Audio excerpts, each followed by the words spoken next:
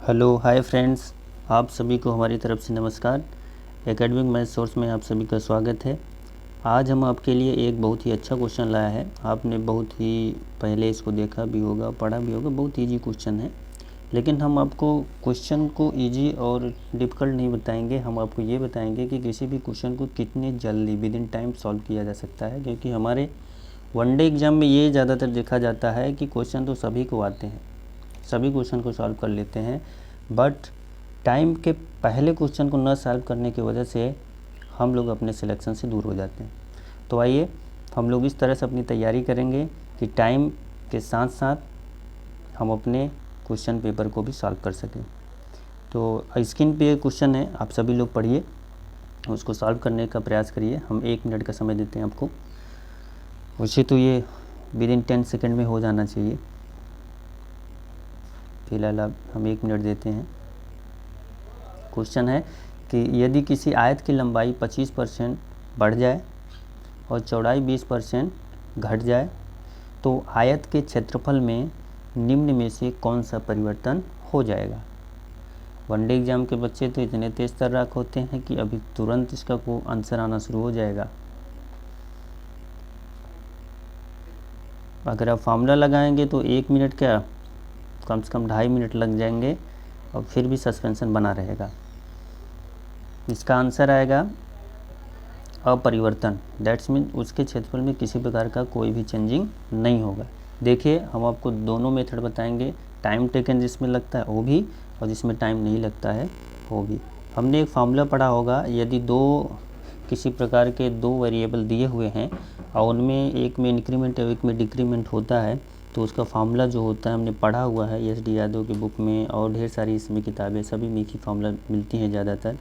तो ये हमारा जैसे कि एक हमारा वेरिएबल कंपोनेंट है x, जैसे एक हमारा दिया हुआ है 25% का पहले क्या हो रहा है, उसके लंबाई में वृद्धि और फिर चौड़ाई में 20% की कमी। तो हमारा जो x है वो कितना है 25% और y जो है कितना है 20%। तो हम फार्मूला जानते हैं, क्या फार्मूला जानते हैं, x plus minus y plus minus x into Y upon 100, यही है। अब इसमें हम x की जगह रखेंगे 25, +2 होगा। क्यों प्लस होगा, क्योंकि इंक्रीमेंट हो रहा। अगर कोई इंक्रीमेंट होगा तो +2 में और डिक्रीमेंट होगा तो नेगेटिव में। डैट इज़ अगर वृद्धि हो रहा है तो धनात्मक और कमी हो रहा है तो ऋणात्मक वैल्यू हम रखते हैं। तो x की जगह हो जाएगा 25, ठीक, और 20 हमारा क्या हो रहा है, कमी हो रहा है तो माइनस हो जाएगा 20। फिर प्लस माइनस, एक प्लस है और एक माइनस, 25 प्लस और 20 माइनस है तो मल्टीप्लाई माइनस आ जाएगा। यहाँ आ जाएगा 25 गुणे में 20, फिर डिवाइडेड बाई 100। अब आप देख रहे हैं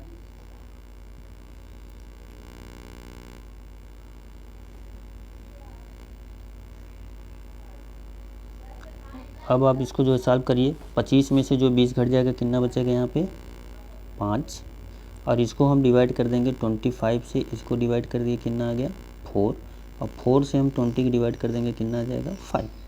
तो यहाँ हमारा इन दोनों को सॉल्व करने के बाद 5 बचा और इसको पूरा सॉल्व करने के बाद 5 बचा। तो 5 minus 5 that is equal to 0। किसी भी प्रकार का कोई चेंजिंग नहीं हुआ, तो इसका आंसर हो जाएगा सी। ये तो हुआ हमारा फार्मूला बेस्ड, जो हमने बचपन से पढ़ते हुए चला आया है। जब से हमने प्रॉफिट एंड लॉस के बारे में जाना होगा तो इसी फार्मूले को इम्प्लीमेंट किया है। हम आपको एक नया चीज़ बताते हैं। कोई अगर ये आयत है तो आयत की एरिया क्या होती है, रेक्टेंगल का एरिया क्या होता है, लेंथ इंटू ब्रेथ। क्या होती है, लेंथ इंटू ब्रेथ, और यही क्या होता है इक्वल टू एरिया। हम ले लेते हैं, यदि इसका लेंथ हमारा जो भी क्वांटिटी होगा उस क्वांटिटी के रूप में, इस वैल्यू पे आप मत जाइएगा, इस फार्मूले के इसके कॉन्सेप्ट को समझिएगा। लेंथ अगर हम इसका 10 ले लेते हैं और इसके ब्रेथ को भी 10 ले लेते हैं तो एरिया जो हमें निकल के आएगी कितना आएगा 100। कोई दिक्कत, अगर किसी प्रकार का कोई भी कन्फ्यूजन हो रहा है तो कमेंट कर सकते हैं आप। लेकिन हम फिर कह रहे हैं कि ये जो लेंथ दिया हुआ है और ये जो ब्रेथ हम ले रहे हैं, ये दोनों की वैल्यू हम 10 ले रहे हैं, इसके वैल्यू पे आप मत जाइएगा, इसके कॉन्सेप्ट को समझिएगा। हम इसके भी वैल्यू अगर हम 10 सपोज करते हैं और बी की भी वैल्यू अगर हम 10 सपोज करते हैं तो जो एरिया निकल के आएगा हमारा कितना होगा 100। कोई दिक्कत नहीं। अब देखिएगा कह रहा है कि इसके लेंथ में 25% का इंक्रीमेंट हो रहा है और उसके ब्रेथ में 20% का डिक्रीमेंट हो रहा है। दैट इज़ कि लंबाई में 25% की वृद्धि और चौड़ाई में 20% की कमी हो रहा है। तो अब हमको इसी 10 में बढ़ाना भी है और इसी 10 में घटाना भी है। तो आइए हम देखते हैं। अगर पहला जो हमारा 10 था, जो हमारा पहला 10 है 10 × 10 = 100, यही एरिया होना चाहिए। तो पहले जो इसका रहा होगा, अब कह रहा है कि इसमें 25% का इंक्रीमेंट हो गया और इसमें 20% का डिक्रीमेंट हो गया।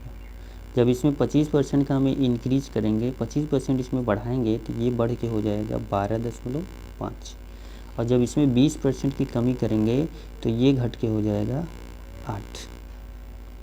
कोई दिक्कत नहीं। जब ये घट के 8 हो जाएगा तो अब हम इसका जब मल्टीप्लाई करेंगे तो 12.5 और गुणे 8 का जब गुणा होगा तो हमें फाइनली मिलेगा 100, जो उससे भी आया था और इससे भी आ रहा है। इसका मतलब ये हुआ कि हमारा जो रेक्टेंगल का एरिया होगा उसमें अगर लंबाई में 25% की वृद्धि की जाए और चौड़ाई में 20% की कमी की जाए तो फिर भी उसके क्षेत्रफल में किसी प्रकार का कोई बदलाव नहीं होगा। इसका मतलब इसका जो आंसर होगा वो अपरिवर्तित रहेगा, अपरिवर्तित रहेगी। ठीक। अगर कॉन्सेप्ट सही लगे तो लाइक और सब्सक्राइब करिएगा। धन्यवाद।